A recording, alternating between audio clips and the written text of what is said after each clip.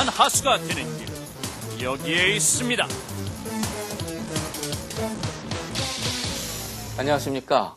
홍태선 8단입니다. 오늘 이 시간부터 무서운 하수가 되자, 이런 주제로 박편 여러분과 공부를 같이 해보도록 하겠습니다. 저희가 바둑을 두기 시작한 지는 수천 년 됩니다. 그 사이에 많은 분들이 바둑을 도왔습니다. 그런데 바둑을 두게 되면 꼭 상수와 하수, 이 구분이 생깁니다. 하수분들이 그동안에 당해온 서름이라는 것은 정말 말로 표현할 수 없는 정도라고 볼 수가 있어요. 이러한 하수의 서름을 벗어나기 위해서 앞으로 기초부터 단단히 공부를 해보도록 하겠습니다.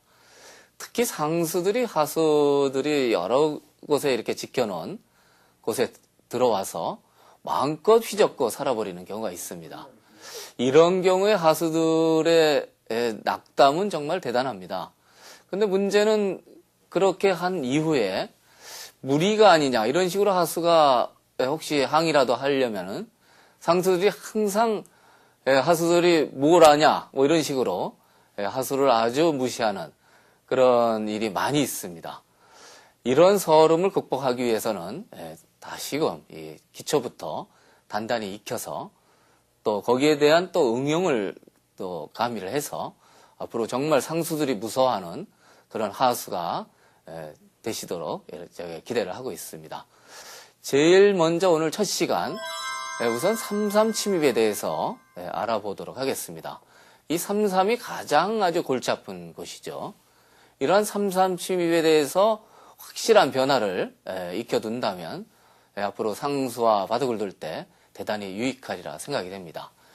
여기 이러한 모양이 놓여져 있습니다. 이렇게 화점의 가운데 이 깊숙이 이렇게 3-3에 들어왔을 때 이 돌에 대한 응수법은 여러 가지가 있습니다만 일단 한쪽을 막아야 되죠. 이렇게 막게 되면 다음에 밀고 나가게 됩니다. 다음에 젖혀서 이와 같은 변화는 가장 알기 쉬운 그런 기본 변화라고 볼 수가 있습니다. 이렇게 늘게 되고요. 다음에 젖혀 있게 됩니다.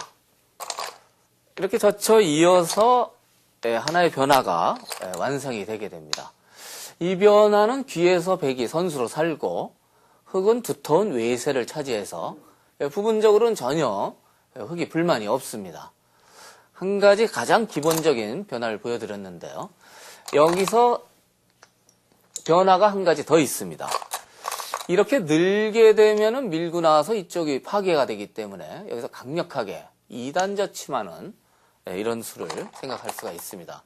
이 경우는 백도 좀 고민이 되는데요.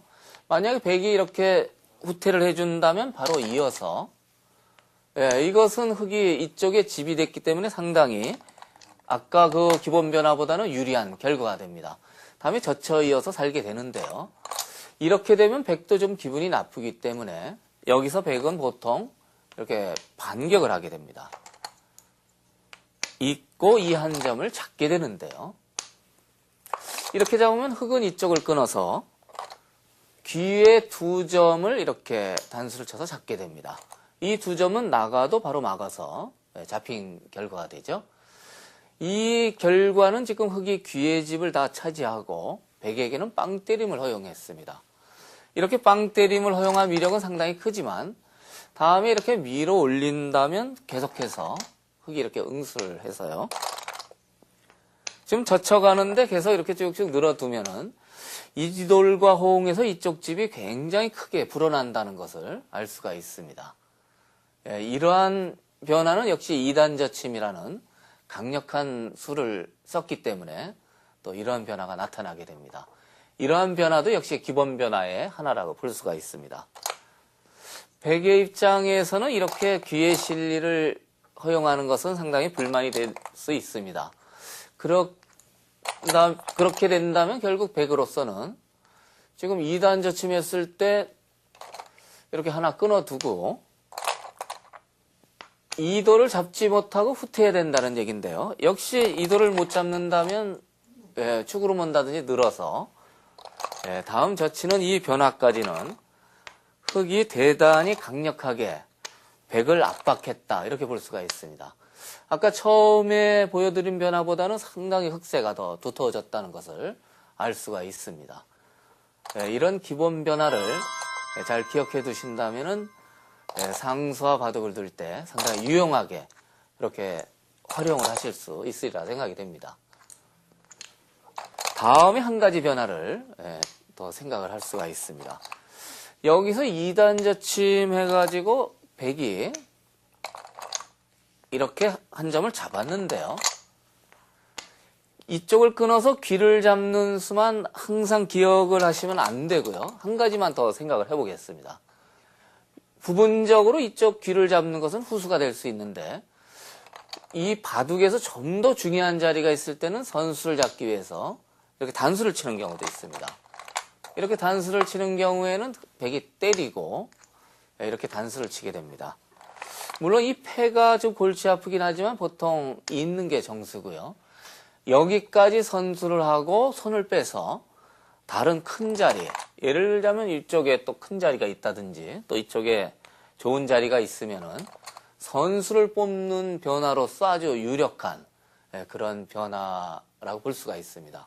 이렇게 선수를 뽑는 이런 변화도 잘 익혀두시면 실전에 상당히 유익하게 활용을 하실 수 있을 겁니다. 문제는 지금 가장 기본적인 변화에서 이 2단 저치는 이러한 강력한 수법을 실전에 잘 활용을 해보시면 좋을 것 같습니다. 이렇게 기본 변화를 알아봤는데요. 이런 기본 변화를 또 주변 환경에 따라서 또 어떻게 응용을 할 수 있는지 그런 응용하는 변화를 또 살펴보도록 하겠습니다.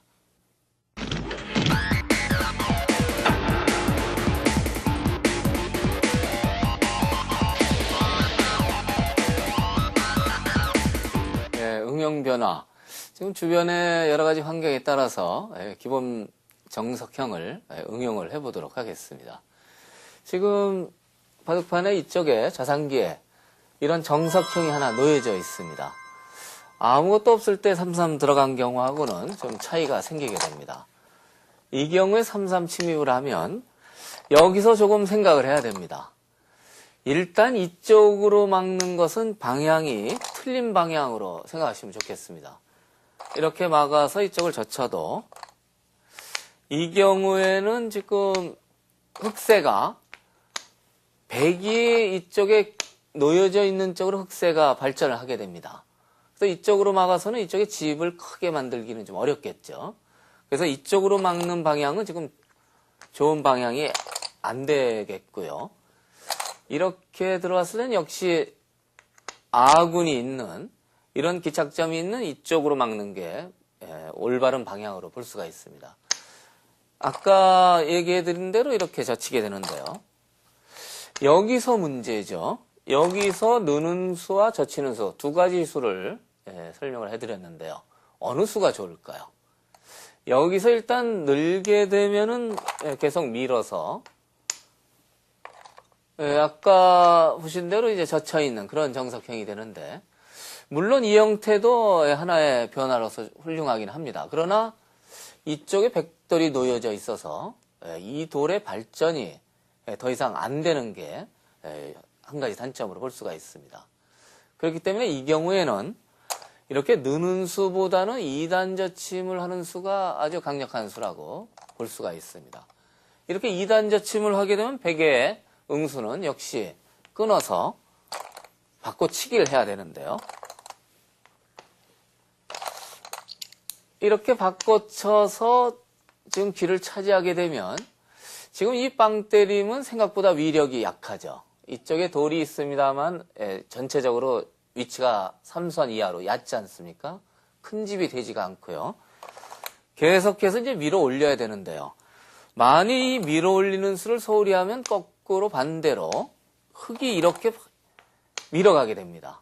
이것은 백도 상당히 아프기 때문에 역시 밀어 올려야 되는데 이렇게 젖혀가면 이것은 흙이 계속 늘어서 백집이 불어나긴 하지만 흙집이 훨씬 더 통통하게 이렇게 확대가 됩니다. 이러한 변화를 선택을 한다면 백으로서도 상당히 갑갑하겠죠. 그래서 이러한 기착점이 있을 때 다음 응수를 선택하는 게 상당히 어려운 부분이라고 볼 수 있는데요. 지금 처음으로 돌아가서 이런 형태에서 2단 저침을 하는 그런 착상을 한다면 상당히 훌륭한 착상이라고 볼 수가 있습니다. 한 가지 좀 다른 형태 모양을 볼까요? 이렇게 되어 있을 경우는 어떨까요? 이렇게 되어 있는 경우에는 조금 응수가 달라질 수가 있습니다. 여기서 2단 저침을 해서 아까 나온 그런 형태가 되는 것은 좀 차이가 있겠죠? 이렇게 끊어서 귀를 잡게 됩니다. 그러나 이 경우에는 다음에 밀어 올리는 수가 상당히 좋은 것이 되죠. 이쪽 돌이 아까는 얕게 있어서 큰 집이 잘 안 되는데 지금은 위쪽에 있어서 상당히 통통하게 역시 이쪽 집이 상당히 좋아지게 됩니다. 그래서 이런 경우에 이 돌에 놓여져 있는 상황에 따라서 조금 다른 응수를 또 생각을 해야 됩니다. 이쪽 돌이 아까처럼 삼선에 있을 때는 2단 저치는 수가 유력했는데요. 지금은 늘어서 이런 경우라면 이러한 변화를 선택을 하는 게 좋습니다.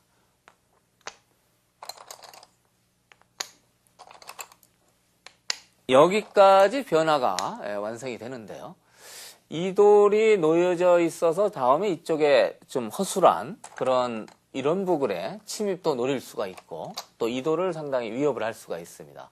그래서 이와 같이 돌이 놓여져 있는 상황에 따라서 이 선택을 어떻게 하느냐 이러한 점이 아주 실전에서 상수를 괴롭히는 그런 착상이라고 볼 수가 있습니다.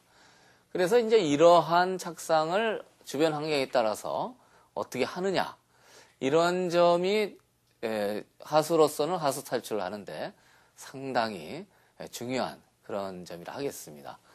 다시 강조해 드리면은 주변의 돌의 모양에 따라서 놓여져 있는 모양을 잘 판단해서 기본 정석 변화를 선택하는 그런 안목이 무서운 하수가 되는 그런 지름길이라고 할 수가 있습니다.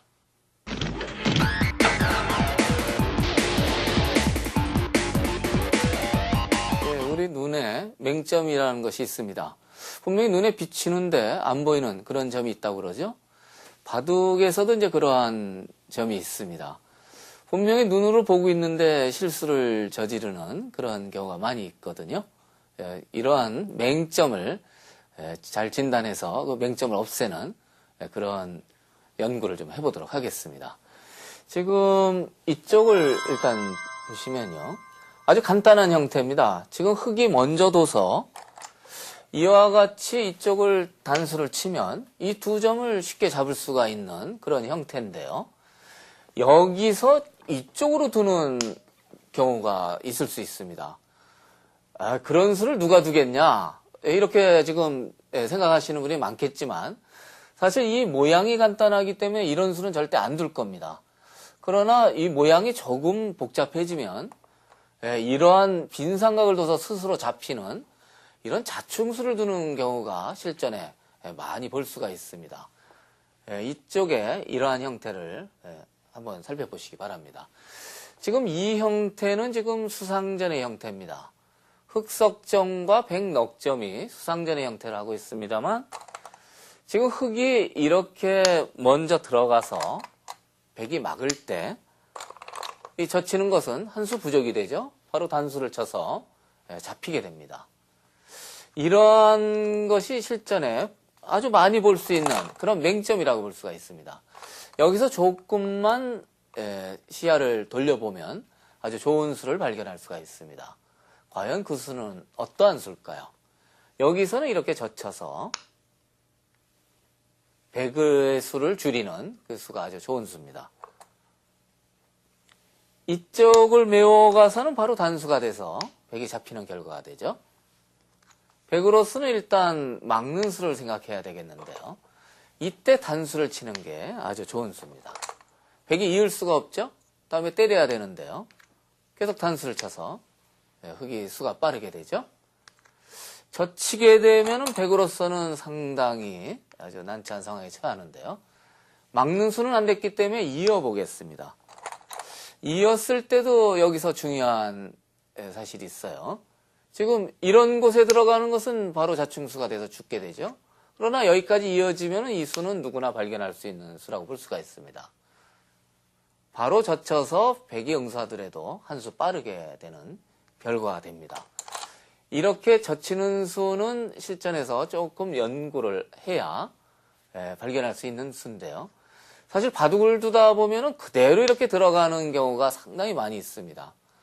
이렇게 냉정하게 부분적으로 흙이 이길 수 있는 수가 있다. 이렇게 일단 전제를 하고 바둑을 두신다면 이런 수를 발견할 수 있지만 보통 바둑 둘 때는 이렇게 자충을 하는 이런 맹점을 많이 보여주는 경우가 있습니다. 이러한 점을 주의하신다면 실전에서 훨씬 좋은 바둑을 두실 수가 있으리라고 생각이 됩니다. 사실 이 자충만큼 무서운 게 없다고 하죠. 실전에서 자기 수를 메울 때는 항상 어떤 이 자충으로 인해서 괴로운 일을 당하지 않나, 후유증이 없나 이런 점을 많이 신경을 쓰시면 더 좋은 바둑을 두실 수 있을 겁니다.